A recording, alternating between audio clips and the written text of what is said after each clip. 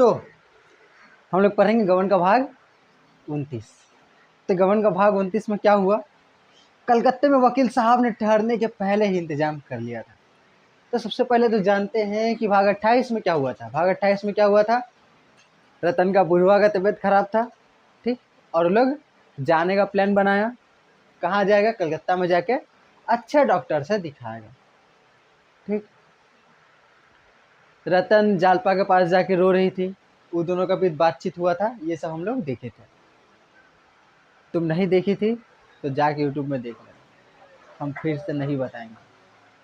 तो गबन भाग 29 में ये हुआ कि दोनों चला गया, रतन और उसका पति। कहाँ चला गया, रतन और वकील साहब कहाँ चले गए, कोलकाता, ठीक। कोलकाता में जाके घर वर रख लिया और घर उर भाड़ा लेके वहाँ पर रह रहे हैं। साथ में 2 नौकर भी है। नौकर का नाम लिख लो। एक नौकर का नाम है, एक नौकर है तुम्हारा, कहाँ गया नौकर का नाम, अच्छा नौकर का नाम मिलता है तो हम बताते हैं। तो ये 2 नौकर मिला, ठीक। दोनों नौकर ये लोग का मदद किया। रतन खूब परेशान, वहाँ पर जाके डॉक्टर से दिखाया, लेकिन जो डॉक्टर दवाई दे रहा था ठीक नहीं हो रहा था। हमारे वकील साहब ठीक नहीं हो रहे हैं। वकील साहब का नाम क्या है, तो भूसर टाइप का था, भूसर, हाँ इंदु भूसर, ठीक। तो वकील साहब जो इंदु भूसर साहब है, उनका तबीयत ठीक ही नहीं हो रहा है। डॉक्टर दिखा रहे हैं लेकिन फिर भी ठीक नहीं हो रहा है। ये जो तबीयत बहुत ज़्यादा खराब है वकील साहब का। ये समझ गए कि मेरा जाने का टाइम आ गया, ठीक। लेकिन रतन है साथ में, अगर रतन नहीं रहती तो खूब कहारते, जैसे मरने के पहले सब बहुत ज़्यादा तबीयत खराब होता है तो कहारता है जैसे बहुत, वैसे वकील साहब को बहुत मन कर रहा था कि बोल आवाज़ करे, लेकिन रतन है बगल में बैठी है, रतन बार बार चिंता कर रही है। तो उसके होने से ही वो क्या कर रहे हैं, चुपचाप उसको क्या झूठा उठा बात बोल रहे हैं कि हाँ हाँ ठीक हो रहा है, ठीक हो रहा है, पहले से बेहतर लग रहा है, कि रतन खुश रहे, ठीक। तो देख रहे हो दोनों, रतन भी बहुत चिंता है, रतन भी कुछ खा पी नहीं रही है, वकील साहब का तबीयत ठीक नहीं हो रहा है। फिर वकील साहब बोल रहे कि हाँ पहले से तबीयत अच्छा लग रहा है, ये तो झूठ झूठ बोल रहे हैं। रतन जाके डॉक्टर को बता दे रही है कि हाँ हाँ उनका तबीयत ठीक हो रहा है। ले डॉक्टर खुश हो जा रहा है कि हाँ मेरा दवाई काम कर रहा है, लेकिन वकील साहब तो झूठ झूठ बोल रहे हैं कि उनका तबीयत तो ठीक नहीं हो रहा है। तो इधर डॉक्टर खुश है, लेकिन एगो नौकर को लगता है कि अगर वकील साहब ठीक होते तो वो पहले भी बेड पर पड़े थे, अभी भी बेड पर ही पड़े हैं। अगर ठीक होते तो थोड़ा बैठ तो सकते हैं, बातचीत तो ठीक से कर सकते हैं। तो ये सोचता है कि वकील साहब ठीक नहीं हो रहे, इनका दवाई काम नहीं कर रहा है, लेकिन अभी तो है तो नौकर, कैसे जाके बोले ये लोग को। फिर रतन को वकील साहब समझाते कि देखो तुम आई हो तब से घड़ी के अंदर हो, मेरी चिंता छोड़ो, जाओ थोड़ा बाहर से घूम आओ। तो रतन बोलती है कि नहीं, बाहर घूमने जाएंगे तो आपका चिंता सताया ही रहेगा कि आप कैसे होंगे घर में, ये वो। बहुत दिन हो गया था यहाँ पर रहते रहते वकील साहब रतन को। तो वकील साहब बोले कि जाओ बाहर से घूमो। रतन बोली नहीं नहीं जाएंगे, आपको छोड़कर हम कहीं नहीं जाएंगे। तो वकील साहब बोले कि देखो तुम काम करो, आस पार्क में जो पार्क होगा वहीं पर चली जाओ और वहाँ पर जाके रमा को खोजो। तुम तो जालपा को वादा की थी ना कि आके यहाँ पर रमा को खोजोगी, की थी ना वादा, की थी कि नहीं की थी। तो रतन जालपा को बोल के आई थी कि वहाँ पर जाके तुम चिंता मत करना, हम रमा साहब को खोजेंगे। तो वहाँ पर खोजने निकली रतन रमा को पार्क में। 1-2 घंटा हो गया, सब जगह घूमी, लेकिन रमा कहीं नहीं मिला। जब ये बाहर गई थी तो ये आदमी आके बोला इसको, वकील साहब सुनिए, वकील साहब सुनिए, मुझको लग रहा है कि डॉक्टर का दवाई काम नहीं कर रहा है, आप झूठ बोल रहे हैं। तो वकील साहब बोले कि हाँ मैं झूठ बोल रहा था, क्या कि रतन को थोड़ा अच्छा लगे, इसीलिए मैं क्या बोल रहा था, झूठ बोल रहा था कि मैं थोड़ा थोड़ा ठीक हो रहा हूँ। तो बोले एक काम करिए ना, क्यों ना आप ओझा ओझा से काहे नहीं दिखाते हैं। अब ये तो जानती हो कैसा आदमी है, ओझा ओझा से नहीं दिखाएगा, ये तो एकदम पढ़ा लिखा आदमी है। तो बंद करो।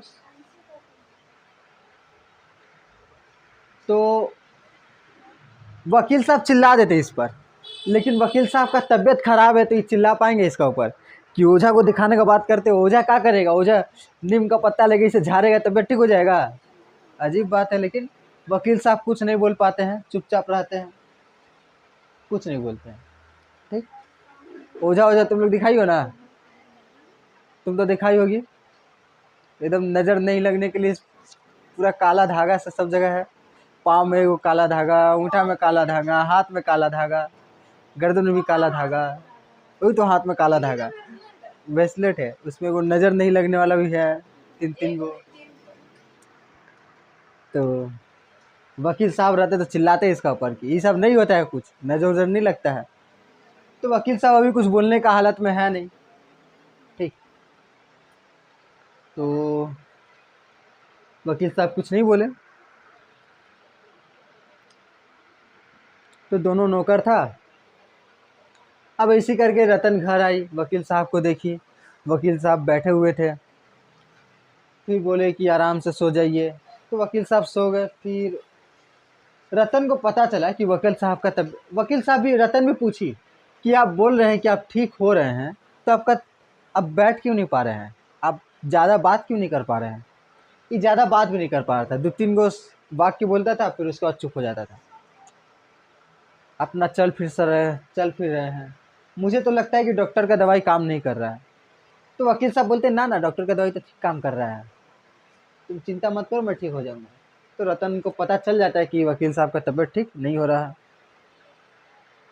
ये जाके इसको बोलती है नौकर को कि कोई अच्छा सा वेद ढूंढ के लाओ ना, वेद नहीं तो कोई ओझा ओझा ढूंढ ढूंढ के लाओ, ओझा ओझा को ढूंढ के लाओ। तो बोलता है हम तो बोले थे वकील साहब को, लेकिन आप तो वकील साहब को जानती ही है, ओझा का नाम सुन के भड़क पड़ते हैं। तो रतन बोल रही कि मैं बोल रही हूँ ना, जाके ओझा को ढूंढ के लाना अगला दिन ओझा को ढूंढ के लेके आना। तो बोलता है ठीक है मैम। तो अभी जाके, अभी बहुत ज़्यादा क्या है, टेंशन में है, डिप्रेशन में है। अब डिप्रेशन का एक इलाज है, एक छोटा सा इलाज है कि अपना सारा बात बक दो किसी को। ठीक, जब भी बहुत ज़्यादा उदास हो तो किसी को पकड़ना, बोलना सुन, उसको जाके अपना सारा बात बोल देना, थोड़ा सा मन हल्का होगा, थोड़ा सा, ज़्यादा नहीं, डिपेंड करता है। तो रतन भी क्या की, रतन भी जाके एक कागज़ निकाली और कागज़ पे जालपा को पत्र लिखने लगी, देखो बहन, यहाँ पर तो वकील साहब का तबीयत ठीक हो ही नहीं रहा है, मैं क्या करूँगी, कैसे रहूँगी। मैं आज शाम को गई थी रमा को खोजने के लिए, मैंने सारा पार्क छान मार दिया, लेकिन आपके रमा कहीं नहीं मिली। तो अब रमा पार्क में अकेले जाएगा, ये कहाँ सोच के गई थी कि रमा किसी और के साथ पार्क में बैठा होगा। पार्क में काले खोजने जाएगी, अजीब बात है, वो अकेले थोड़ी पार्क में बैठल रहेगा। तो यही सोच के गई थी, गई होगी कि किसी के साथ बैठल हो गया, जाके पकड़ेंगे उसको, जाके बोलेंगे। ठीक है, तो इधर रमा, छोड़ो, तो ये रमा जाके जलपा को पत्र लिखी कि रमा को मैंने सब जगह खोजा, लेकिन रमा नहीं मिले, मैं तुम्हारा काम करूँगी, तुम चिंता मत करो, वकील साहब की तबीयत ठीक नहीं है। तो यही सब बोली, अपना दुख दर्द उसमें लिख ली, उसको दे दी पोस्ट करने के लिए। अब ऐसी रात हुआ, फिर रात को ये सोई नहीं, रतन रतन इन्हीं के पास बैठी हुई थी, वकील साहब के पास। वकील साहब का तबीयत बहुत ख़राब है। रात को 3 बज रहा है, वकील साहब का आँख खुला तो देखे कि रतन बगल में ही है। वकील साहब का आँख खुला तो रतन का भी आँख खुला। रतन पूछ रही है कि आपको नींद आया ठीक से। वकील साहब बोल रहे हैं हाँ हाँ अच्छा से नींद आया। फिर थोड़ा देर बाद ही तो रतन को भी बोले कि जाओ थोड़ा सो जाओ। तो रतन बोली ना ना ठीक है यहाँ पर, लेकिन रतन चली गई सोने। फिर थोड़ा देर बाद ही जैसी रतन सोने गई, वकील साहब ज़ोर ज़ोर से कराने लगे, ज़ोर ज़ोर से सांस लेने लगे, ज़ोर ज़ोर से कराने लगे। रतन उठ के आई यहाँ पर, ये पूछ रही क्या हुआ, रोने लगी, कैसे हुआ, क्या हो रहा है। जाके दोनों नौकर को आवाज़ दे रही है, नौकर इधर आओ, तुम लोग कहाँ हो, जल्दी आओ इधर। इसको बोलते जाओ डॉक्टर को बुला के लेके आओ, जाओ डॉक्टर साहब को बुला के लेके आओ। ये जाता है दौड़ल दौड़ल डॉक्टर साहब के पास।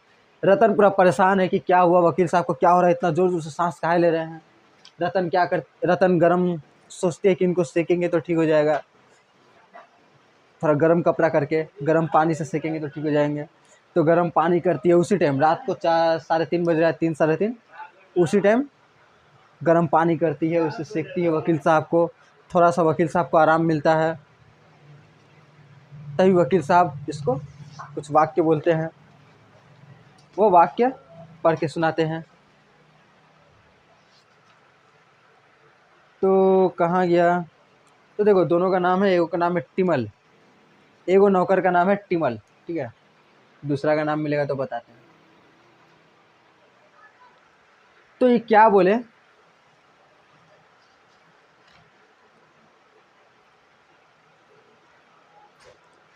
ये भाग 30 में है, ठीक। तो गबन का भाग 29 और भाग 30 दोनों हम पढ़ा दे रहे हैं, ठीक है।